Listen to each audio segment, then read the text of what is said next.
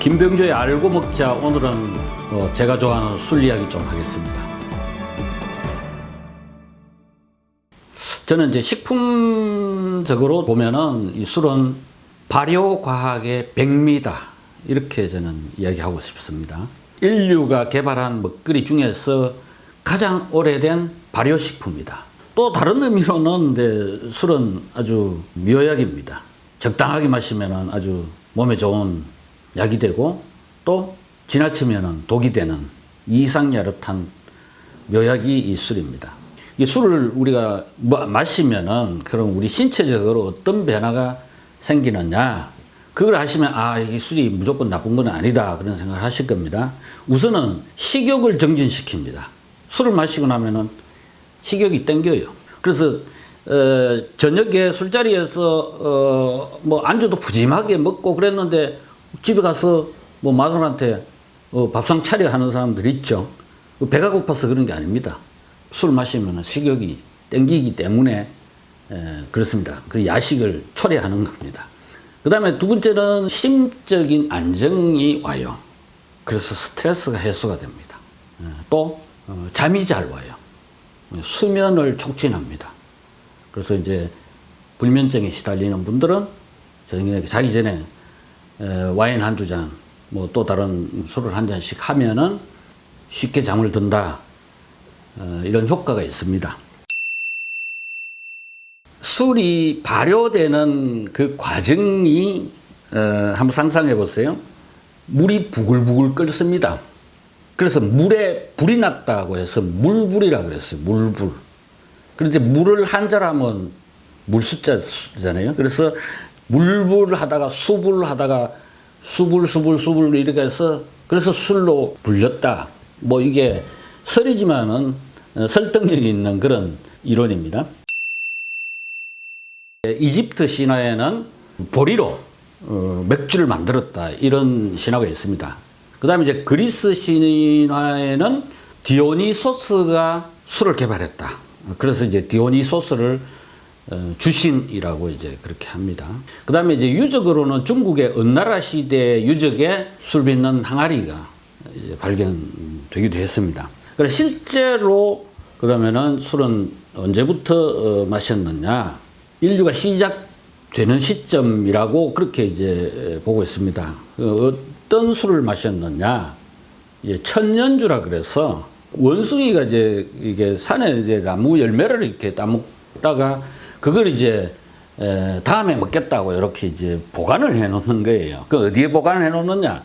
산에 보면 이렇게 좀 움푹하게 패인 그런 바위에다가 나중에 먹겠다고 딱 모아 놓는데, 거기 이제 벌이 날아와서 그게 이제 흠집을 내는 거예요. 당분을 빼먹기 위해서. 그런데 그게 또 비가 와요. 그리고 공기 속에 효소가 맞아 떨어져 가지고 그게 이제 발효가 된 겁니다. 그걸 모르고 원숭이는 이제 자기가 저축해 놓은 과일을 이제 물에 젖어 있고 뭐 하지만은 그걸 이제 먹은 거예요. 먹고는 해롱해롱한 거예요. 그걸 인간이 보고 바로 그 천년주를 먹고 그렇다는 걸 알고 그때부터 인간도 그 술을 먹기 시작했다라는 게 가장 설득력 있는 스토리입니다. 설화로는 고구려 주몽 탄생 설화에 이제 처음으로 술이 등장합니다.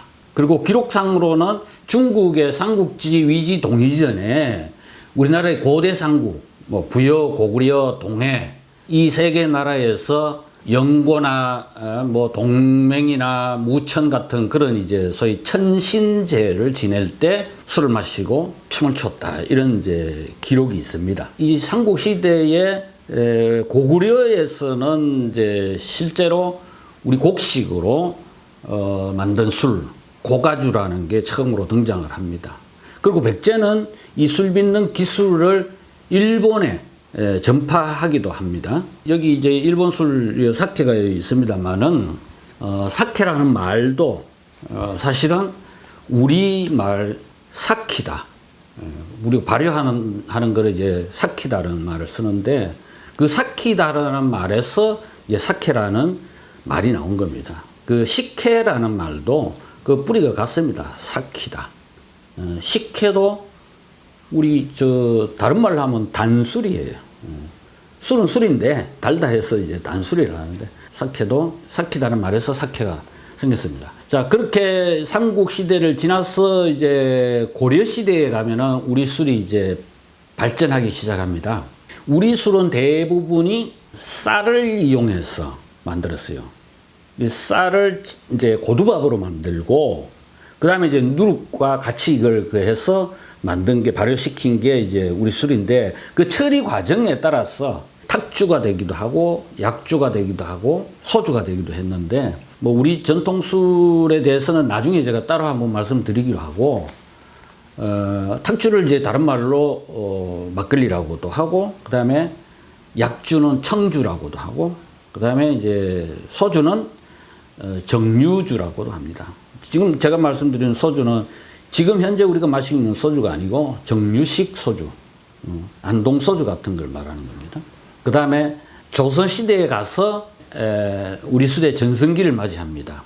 전에는 맵쌀로 술을 고두밥을 짓다가 이제 찹쌀로 재료가 이제 고급화되고, 가양주라고 해서 집집마다 이제 술을 빚었고, 지역별로 또 특색이 있는 그런 술들이 많이 생겨납니다.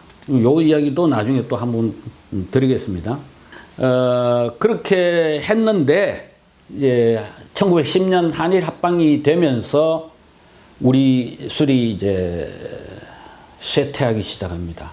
그거는 일제가 1916년에 만든 주세법 때문에 그렇습니다. 그 주세법 내용이 뭐냐? 가양주를 못 만들겠어요. 집에서 술을 만드는 걸 밀주라고 해서 처벌을 했습니다. 그리고 술 만드는 도가를 통폐합해서 이제 대형화 시켰어요. 그렇게 한 이유는 뭐냐? 주세를 쉽게 거둬들이기 위해서 그랬어요. 이게 어떻게 보면 문화말살이죠. 얼마나 탄압이 심했느냐. 주세법이 만들어지던 1916년에 가양주를 만들던 자가 주류 제조 면허자가 무려 37만 명이나 됐어요. 그런데 이게 10년 후인 1926년에는 13만 명으로 줍니다. 그리고 3년 후인 1929년에는 겨우 265명밖에 남지 않습니다. 그리고 1934년에는 가양주 제조 면허자가 제로가 됩니다.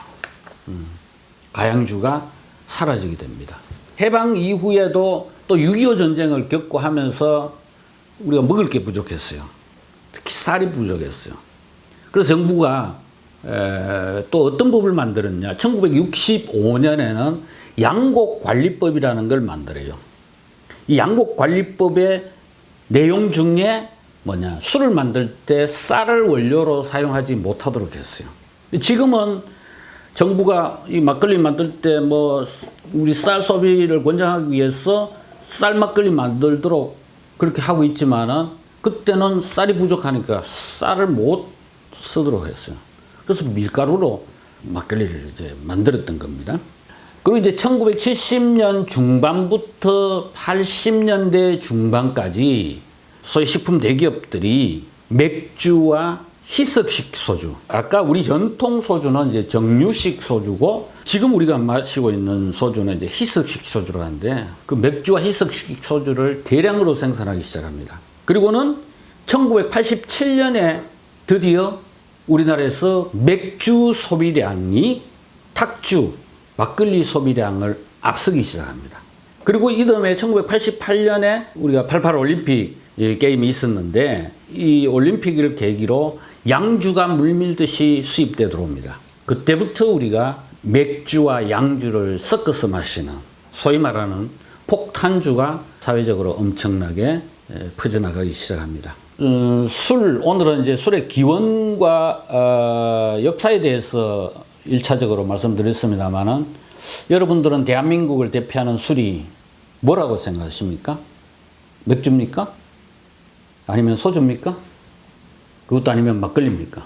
만약에 외국 관광객이 여러분에게 그렇게 질문한다면 뭐라고 대답하시겠습니까? 솔직히 저도 뭐라고 대답할 자신이 없습니다. 왜? 우리 전통주 지금 이거다라고 내세울 만한 술이 사실은 없습니다. 그만큼 우리는 전통주가 지금 침체해 있다. 이건 대한민국을 대표하는 술이다. 만들어야 되지 않겠습니까? 아니면은 있던 거를 더 살려야 되지 않겠습니까? 그런 화두를 던지면서 오늘 시간 마무리하겠습니다. 감사합니다.